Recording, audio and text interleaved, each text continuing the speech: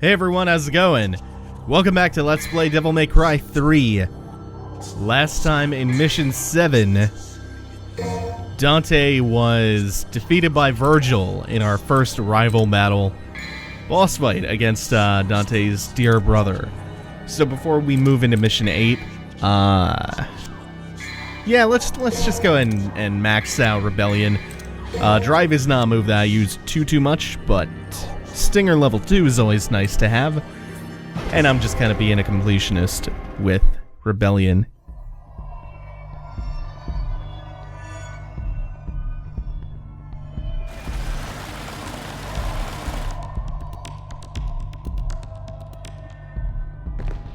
As you can see in the cutscene, we were gulped up by the Leviathan, and our goal inside of him is to hit these tumors to make those tusks recede.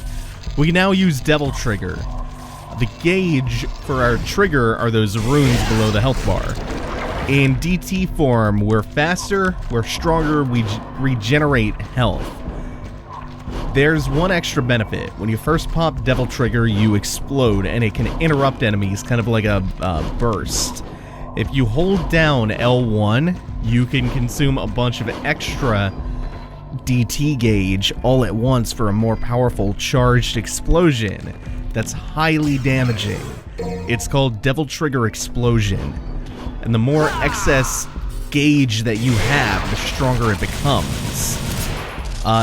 This game has a form of shot canceling with the guns, as you can see. You can rapid fire that shotgun. That's again, a form of shot canceling. Like in Devil May Cry 1, you could cancel the grenade launcher's reload animation by rolling and then firing again, allowing you to shoot it faster. In this game, you can fire slower guns faster by shooting and then switching to another gun and back again.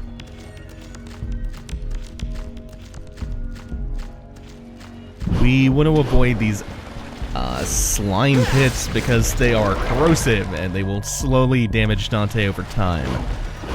So we have one more of these growth/tumors left to go, and it is up here past one of the corrosive pools of bile building up in the Leviathan's gut.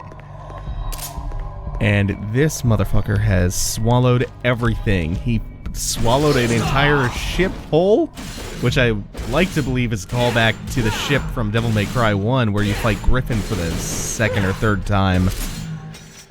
Just swallowed a bridge. Swallowed quite a lot of stuff. A bus. And here is our final tumor.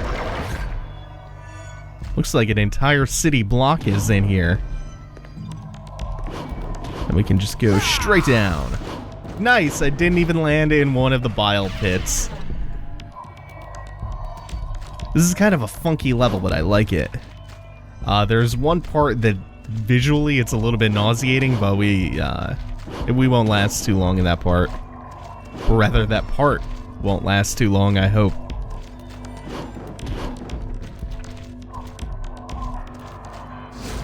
Because it's a very subdued level after what we just went through in the previous mission, climaxing with that Vergil fight. Now I'm motivated.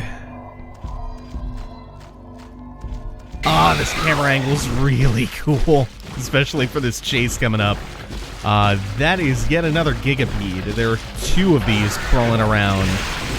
I dashed too early. crawling around in the innards of this Leviathan.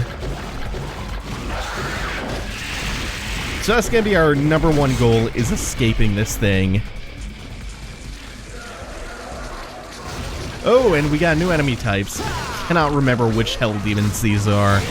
I've started to really lose track of them hard. They're not gluttony.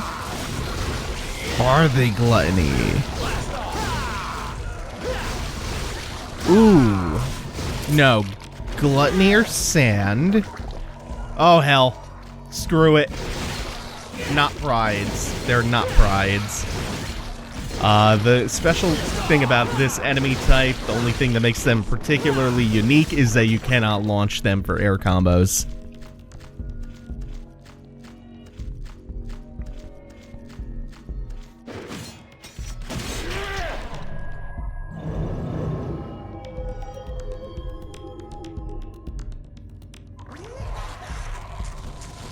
In this room, we have a big fight ahead of us. We're gonna pop Devil Trigger and just go ham. For as long as we are allowed to go ham in said Devil Trigger form for the time being. We don't have many runes for that gauge. Not yet, anyway. We'll get there. We'll get there. Luckily, these enemies are not too strong.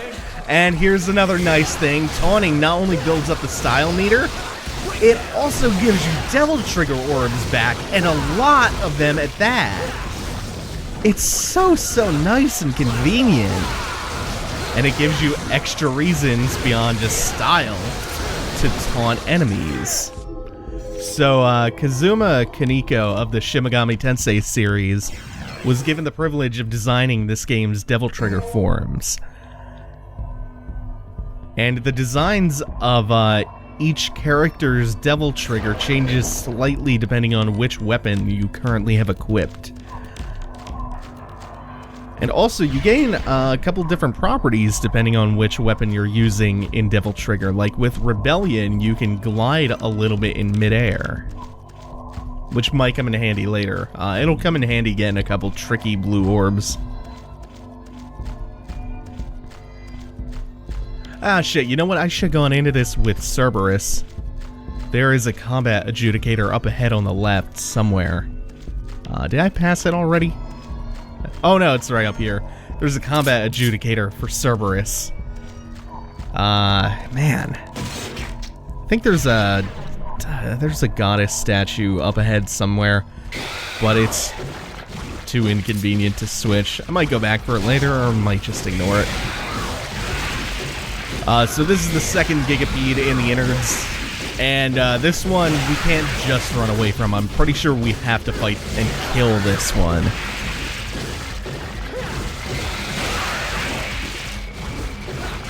This one is the one that kind of nauseates me. It's got this strange, like felt poster under a blacklight look to it, and there's a ghosting effect on all the motion. It's kind of visually tough to look at.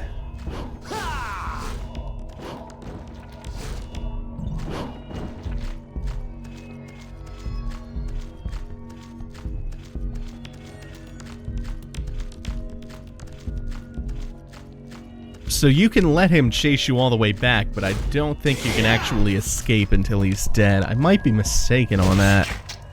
I've always fought that second Gigapede just because, though. So we're back out into the Leviathan's stomach. When we first passed by the heart chamber, we couldn't do anything. We needed a key item, because of course we do. It's Devil May Cry. But now that we picked it up after that big arena a while back,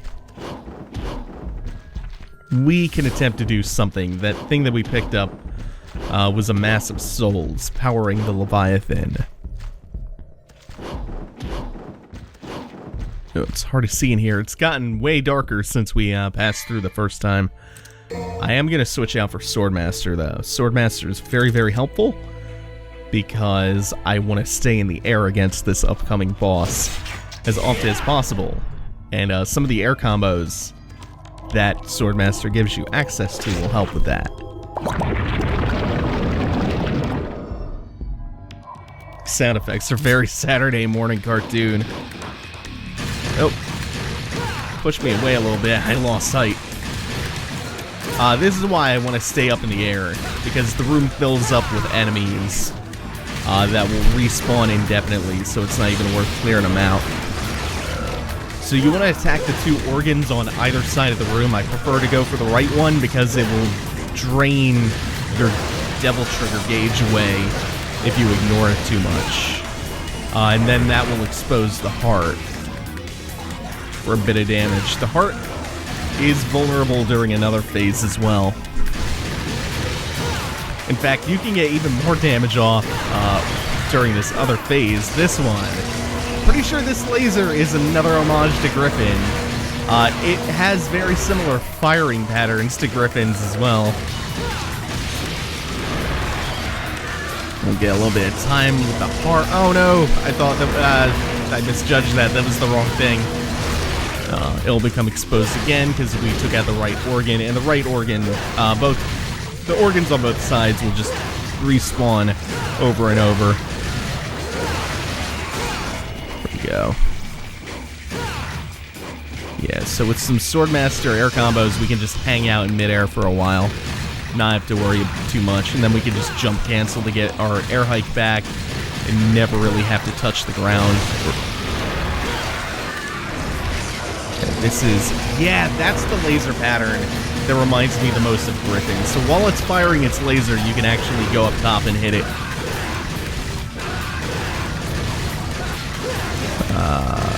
Can I get it on this cycle? Yeah. People once cried out in fear of this tower. Timid it grew. A foundation that brought out fear. Fear. Yes. Fear. Can't you feel it? The rage and agonies of the people.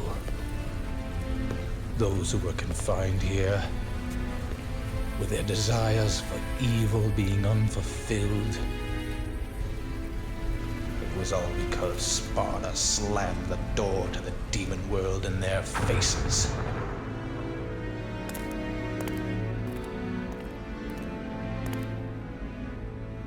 What's wrong? Nothing.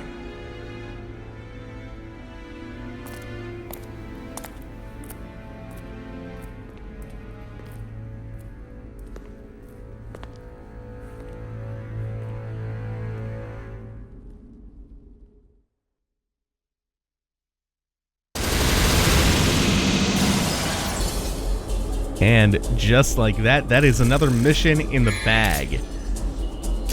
I know these episodes have been kind of short. That's because I'm recording a lot of them in smaller batches just because I have to record so many in advance.